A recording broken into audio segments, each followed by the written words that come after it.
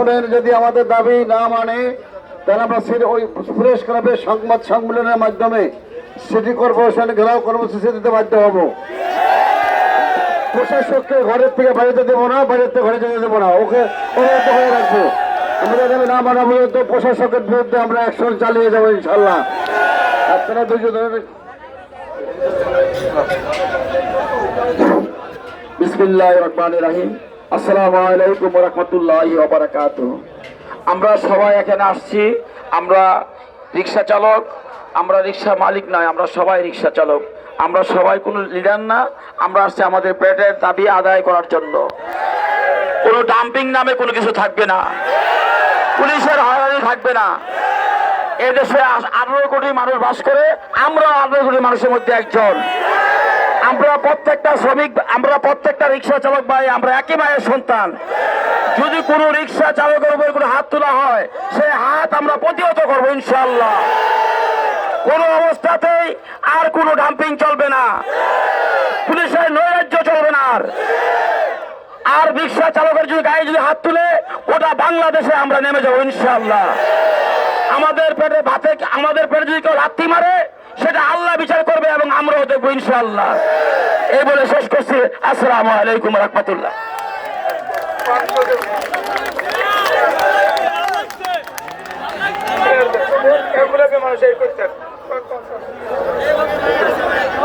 নাম নাই, কোন নাম নাই ভাই, নাম ছাড়া সবাই নাম লেখেন না।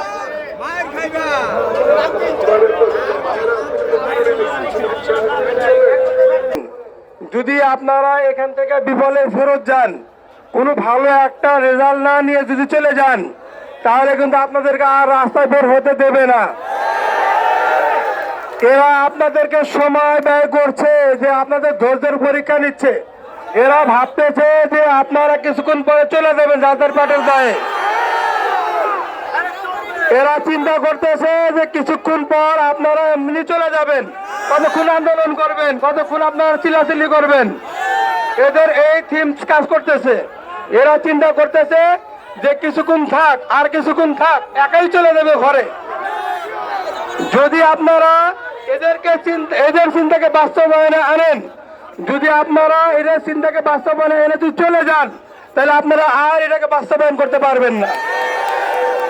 কাজে বাস্তবায়ন করতে হলে আপনাদেরকে শান্তিভাবে, সুন্দরভাবে, মানুষের সঙ্গে ভালো আচরণ করে, শুধু পুলিশ না, মানুষ মানে পথচারী যে কথা বলতে পারে, অনেক বাইক আরো যে কথা বলতে পারে, কারোর সঙ্গে আমরা খারাপ ব্যবহার না করে ভালো আচরণ করে, আমরা রিক্সা চালায় খাই, আমাদেরকে বদনাম না করতে পারে, এইদিকে খেয়াল রেখে এই সংগ্রামকে বাস্তবায়ন করেন। কারণ এরা চাচ্ছে কিছুক্ষণ পর আপনারা চলে যাবেন, কারণ সবারই পেটে ক্ষুধা আছে। এই চিন্তা ভাবনা করে এরা সবাই টাইম পাস করতেছে, জাস্ট সময় ব্যয় করতেছে। আপনারা এই দিকে খেয়াল রেখে কেউ রাজপথ ছেড়ে চলে যাবেন না।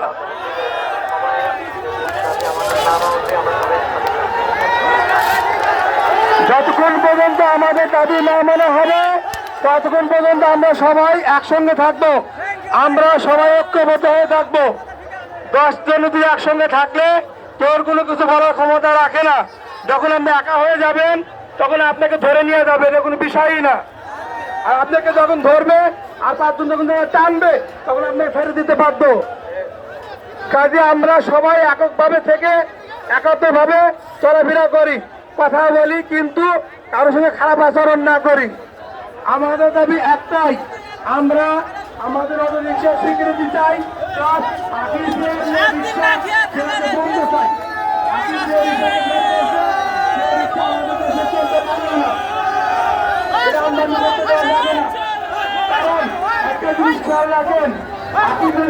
বের করছে, চাইলে গরিব ভিতরে একটা রুগী নিয়ে যেতে পারবে না। আপনার রিক্সা দিয়ে একটা রুগীকে নিয়ে যেতে পারবে সহজে, আকিজের রিক্সা দিয়ে গরিব ভিতরে একটা রুগী নিয়ে যেতে পারবে না। এটা আপনি শিওর থাকেন, ওদের রিক্সার সাইজ অনেক বড়। এই ছোট ছোট রিক্সাগুলোর ভিতরে থেকে অনেক